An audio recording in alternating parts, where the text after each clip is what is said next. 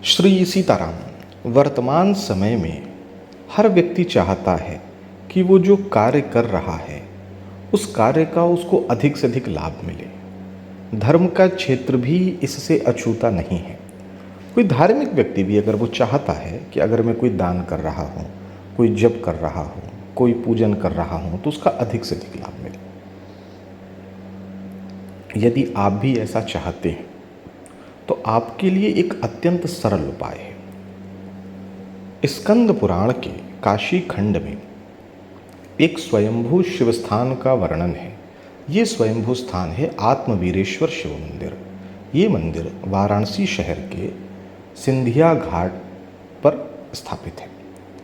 इस शिवलिंग के संबंध में स्कंद पुराण की स्पष्ट मान्यता है कि इस शिवलिंग पर जो भी अर्पित किया जाता है या इसके सानिध्य में जो भी जपा जाता है, जो भी हवन किया जाता है, दान किया जाता है, उसका करोड़ गुना पुण्य प्राप्त होता है।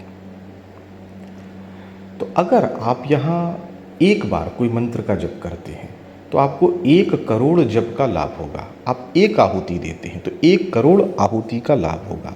आप एक फूल अर्पित करते हैं तो आपको 1 करोड़ सामान्य अन्य शिवलिंगों की तुलना में लाभ होगा।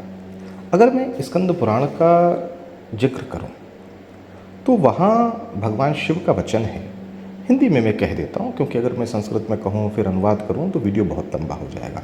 भगवान शिव कहते हैं कि वीरेश्वर शिवलिंग भूमंडल में स्थित 3 करोड़ लिंगों की तुलना में महाश्रेष्ठ है।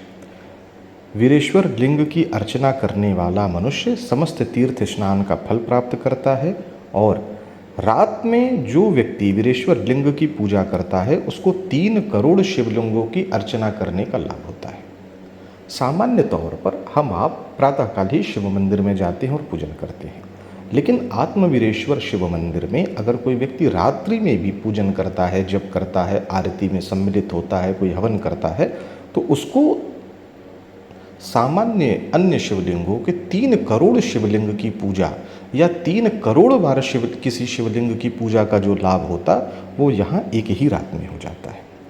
और अगर चतुर्दशी की रात हो, कृष्ण पक्ष की चतुर्दशी हो और उस पूरी रात इस मंदिर में बैठ करके कोई जागरण करते हुए भगवान शिव का जप करे, पूजन करे तो दोबारा उसको मनुष्य शरीर धारण नहीं करना पड़ता। इस शिवलिंग की पूजा अर्चना करने से इस लोक की या परलोक की सभी कामनाएं आपकी धीरे धीरे पूर्ण होने लगती हैं। और अगर आप किसी सफलता के लिए, किसी सिद्धि की इच्छा के लिए भी भगवान वीरेश्वर की या आत्मवीरेश्वर की सेवा करते हैं तो वो भी पूर्ण होगी।